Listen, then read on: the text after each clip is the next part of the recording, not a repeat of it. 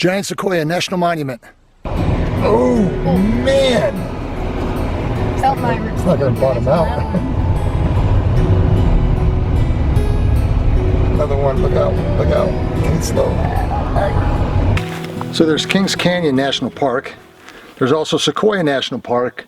And then there's also Giant Sequoia National Monument. And that's where we find ourselves today. And before the sun sets this evening, what I'd like to do is take some time to answer the questions that I most commonly receive. And we're going to do this in an area of the monument where the lumberjacks came through about 100 years ago and nearly wiped this whole entire area clean.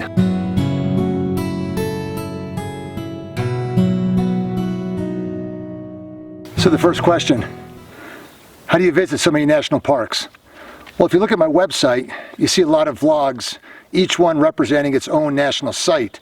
When I do one of these trips, I usually try to book about 9 to 10 national sites on each trip. So that means I strategically plan my visit so I can maximize the time hitting as many sites as possible. When we start, we hit the ground with our feet running. We don't take many breaks. We go all out. We pack the action in. We rest when we get home. But when we're on the road, we are visiting as many national parks as we can. Question number 2. At what age do you start taking your children on national park trips? For us as a family, it usually was around 4th grade or so. A few reasons for that. Number 1 is they appreciate the parks a lot more when they're a little bit older. Before that age, they just don't really have an inkling for creation and the beauty of nature. They'd rather go to an amusement park, swimming pool. Another reason is they're much more independent, especially when I take my daughters on a daddy-daughter type trip. Girls, they can go to the bathroom on their own. They don't need someone to hold their hand. They're able to get up, go to sleep on their own, all those kind of things. So that makes it a lot easier. They can even pack their own suitcases and even dress themselves all by themselves. Another reason that I like waiting till about 4th grade is the safety factor. The national parks don't have guardrails along the sides of cliffs. There's a lot of opportunities for people to hurt themselves. Children oftentimes are very impulsive. They don't pay attention, and it wouldn't be far away from a serious accident happening. And then the last thing is we like to go on long hikes. And it's that age where they can have the endurance to persevere and make it through the long hikes that we like to do when we go to national parks. Question number 3, what do you try to accomplish in your videos? When I think of the video logs that I make, that I post up to YouTube, what I'm trying to do is create some memories that'll be precious for my family for years to come. That's my main goal. And I want to have them, and even all the rest of the people that enjoy the videos too, to sort of experience the trip I'm on and to see it through my eyes. So there's some beauty of creation. I try to get that in all the videos as well. Obviously there's some information that I try to present.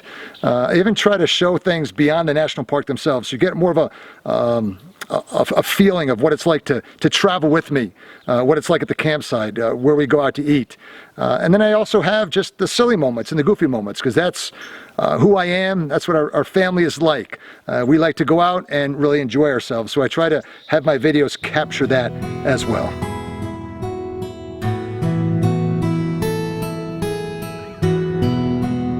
Question number 4, commonly asked, what kind of camera do I use to produce my videos?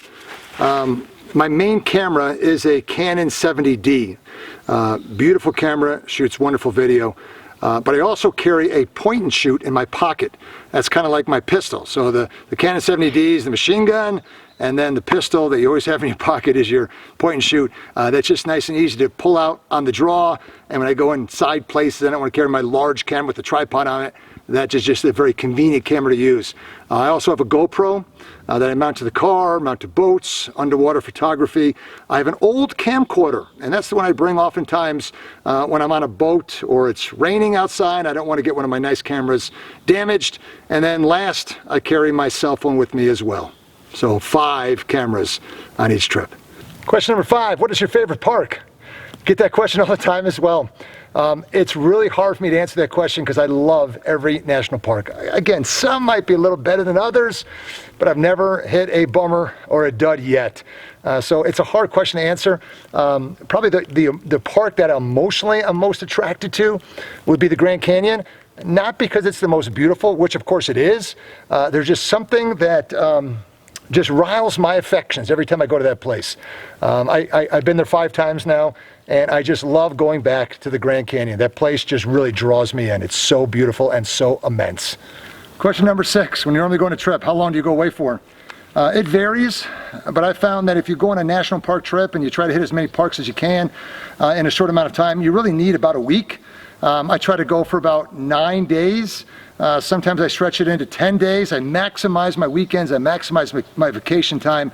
I've also found personally that at about that 10-day mark, you miss home, you're tired, you want your bed, you want normal food again, and you are shot and your body just simply needs to relax. So I'd say between 8 to 10 days makes for a good national park trip. And if you plan it right, you can normally visit 8 to 11 sites in one vacation.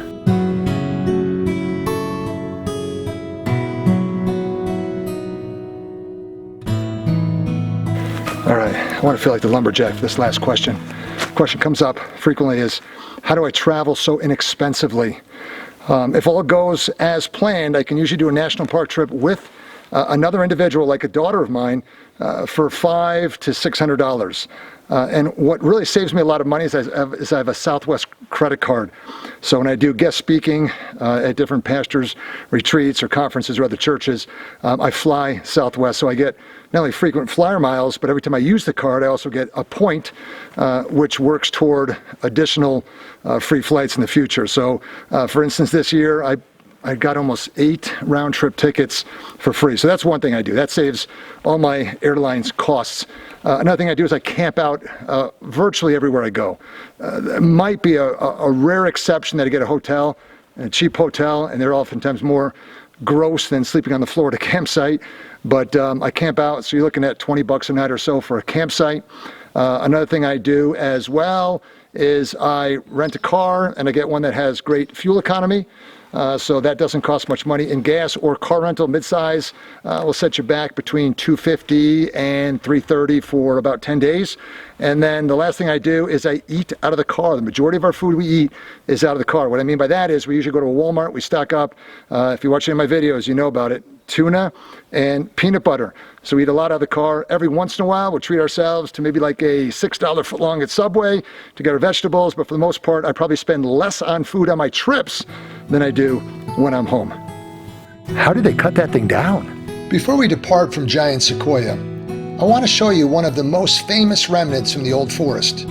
It's called the Chicago Stump. It took 18 men with arms outstretched to make a complete circle around the tree. Originally known as the General Noble tree, estimated to be about 3,000 years old, this sequoia was cut down to be an exhibit at the 1893 World's Fair in Chicago. Ironically, it was felled in vain, as viewers of the reassembled tree believed it was a hoax. How about that? Can you believe that? Amazing.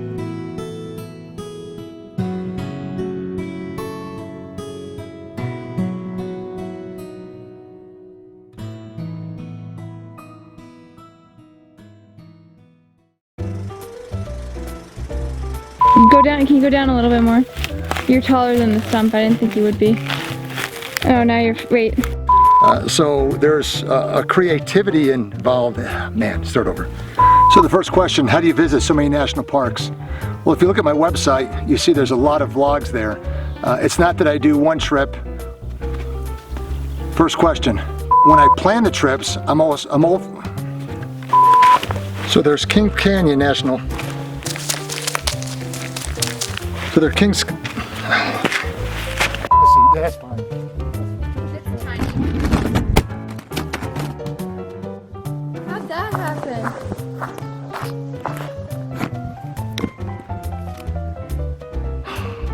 I don't like when my cameras fall off. You have sap running down your shirt. Do I really? Man, I didn't know that log was leaking as much as it was. This is a brand new shirt as well. Hope it comes out. That sap is all over me. That was not a good idea. How did they cut that thing down? I have no idea. And it's so high too, you know? Oh, sorry, I didn't know.